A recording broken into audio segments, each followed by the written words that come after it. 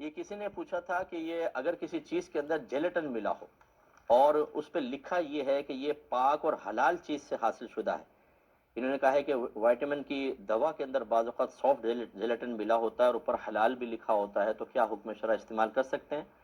جی بالکل آپ کر سکتے ہیں۔ جیلیٹن جو ہے ہمیشہ ناجائز ہو، حرام چیز سے حاصل کردہ ہو ضروری نہیں ہے، فش سے بھی حاصل ہوتا ہے، ذبح شدہ جانور سے بھی حاصل ہوتا ہے، حلال بھی ہوتا ہے، حرام بھی ہو سکتا ہے۔ تو اگر کوئی ایسی کمپنی ہے جو مسلمان کمپنی ہے اور اس نے باقاعدہ اس پہ حلال لکھا بھی ہے، تو ان کی خبر پہ آپ بالکل اعتبار کر سکتے ہیں۔ اور یہ بارہا میں آپ کو مسائل بتا چکا ہوں، اور کوشش کیجئے کہ آپ ہماری طہارت والی کتاب لے لیں، اس کے لاسٹ چیپٹر ضرور پڑھیں۔ پاک، ناپاک اور حرام اور حلال کی پہچان کے اصول اس میں نے درج کیے ہیں، بہت ہی بیسٹ ہیں۔ ان میں افراط و تفریط کی وجہ سے بہت نقصان ہوتا ہے۔ بعض اوقات میرے پاس کلپ آتی ہے، ان میں ایک صاحب بھاری سے اور بڑے ہی مستحکم اور بڑے ہی اچھے انداز سے کہہ رہے ہوتے ہیں یہ چیز اسلام میں حرام ہے، ہم آپ کو بتا رہے ہیں کہ یہ آپ نہ کریں، اور بالکل غلط اصول بیان کر رہے ہوتے ہیں، بیڑا غرق کر رہے ہوتے ہیں، اور اپنے لیے بہت ہی زبردست قسم کا گناہ جاریہ۔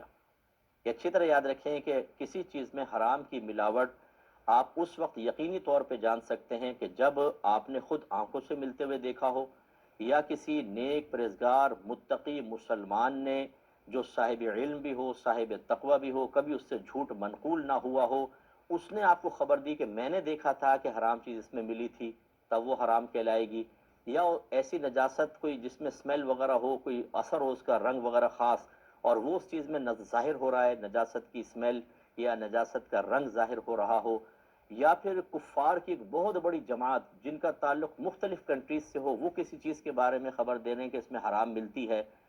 اور اسی طرح کوئی فاسق فاجر مسلمان ہے یا مستور الحال کہ جس کی عدالت ظاہر نہیں ہے، باشرہ ظاہر باشرہ ہے، لیکن یہ کس طرح گھر میں کیسے رہتا ہے، مارکیٹ میں کیا کرتا ہے ہمیں نہیں پتا، تو اس کو کہتے ہیں مستور الحال، یعنی ایسا مسلمان جس کا حالت پوشیدہ ہے، اس کی عدالت ابھی پوشیدہ ہے۔ یہ اگر خبر دیتے ہیں یعنی فاسق فاجر اور مستور الحال، تو تحری واجب ہوتی ہے، غور و تفکر کرے کہ یہ سچ کہہ رہے ہیں کہ جھوٹ۔ اگر وہ مثلا کہہ رہے ہیں کہ ہم نے ایک حرام شے کو ملتے ہوئے دیکھا، اور آپ کا دل گواہی دے رہا ہے کہ سچی کہہ رہے ہوں گے، دل میں بات جم رہی ہے، تو بھی اس کو ماننا واجب ہوتا ہے۔ اس کے علاوہ کسی چیز سے ملاوٹ سے شے حرام نہیں ہوگی۔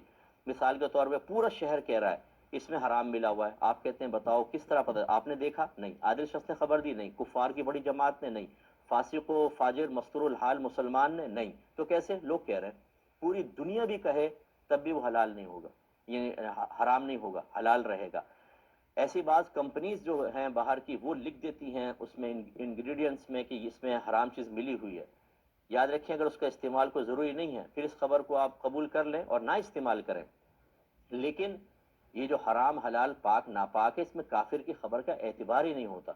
آپ اگر استعمال کرنا چاہیں آپ کے لیے پھر بھی طیب و حلال ہے، اگرچہ انہوں نے لکھ دیا ہو کہ اس کے اندر ناپاک چیز ملی ہوئی ہے۔ اصول شرع یہ ہوتا ہے۔ نبی کریم صلی اللہ علیہ وسلم کے جو مال غنیمت کے لباس اور برتن آتے تھے کفار کے، سرکار ان کو دھونے کا حکم نہیں دیتے تھے، صحابہ کرام اسی طرح استعمال کر لیتے تھے۔ بعض روایت میں دھونے کا بھی ہے، اور بعض میں تو یوں استعمال کرنے کی اجازت مرحمت فرما دیتے تھے۔ اسی سے اصول نکلا ہے کہ اس کا مطلب ہے کہ جب تک نجاست کے ملنے کا یقین نہ ہو ہم کسی چیز کو گمان سے ناپاک نہیں کہہ سکتے، اور کافر کی خبر تو اس میں معتبر ہی نہیں ہے۔ لہٰذا اگر آپ تقوی اختیار کرنا چاہیں، نہ استعمال کرنا چاہیں، آپ کی مرضی ہے، لیکن اگر کوئی کر رہا ہے تو آپ یہ نہیں کہہ سکتے کہ تم حرام کر رہے ہو، یا اس کے پیچھے آپ نماز پڑھنا چھوڑ دیں۔ مثلا باہر کا صابن آیا، آپ نے کہا سنا ہے اس میں حرام کی چربی ملی ہوتی ہے، آپ نے دیکھا ہے؟ نہیں۔ عادل شخص نے خبر دی ہے؟ نہیں۔ کفار کی بڑی جماعت نے خبر دی ہے؟ نہیں۔ کسی فاسق فاجر مسرور حال نے خبر دی ہے؟ نہیں۔ نجاست کا اثر ظاہر ہو رہا ہے؟ نہیں۔ پھر آپ کو کیسے پتہ چلا؟ یہ کافروں کی طرف سے آیا ہے نا، ہو سکتا ہے ملایا ہو، آپ کے گمان سے کچھ بھی نہیں ہوگا۔ اس کا استعمال بالکل طیب اور جائز۔ اسی طرح ہماری بہنیں میک اپ کا سامان لیتی ہیں، اس میں جی اس میں لپسٹک نہ استعمال کرو، سور کی چربی ہوتی ہے۔ یہ بھی ان صاحب نے جو کلپ نکالا ہوا ہے، میں نے ایک دفعہ میرے پاس آ گیا، میں نے سنا لپسٹک استعمال نہ کریں، اس میں سور کی چربی ملی ہوتی ہے۔ ارے بھائی آپ کو کیسے پتہ چل گیا؟ اور اگر فرض کر لیں کمپنی نے لکھا ہے وہ کافر کمپنی، تب بھی آپ اس کو استعمال کر سکتے ہیں کہ دیانات میں کافر کی خبر کا اعتبار نہیں ہوتا۔ یہ قرآن و حدیث کے دلائل سے مزین اصول ہیں جو میں نے آپ کو بتائے۔ دلائل کا ٹائم نہیں ہے، کتاب پڑھ دیجئے گا، اس پہ آپ کو بمت دلیل تمام چیزیں انشاءاللہ حاصل ہو جائیں گی۔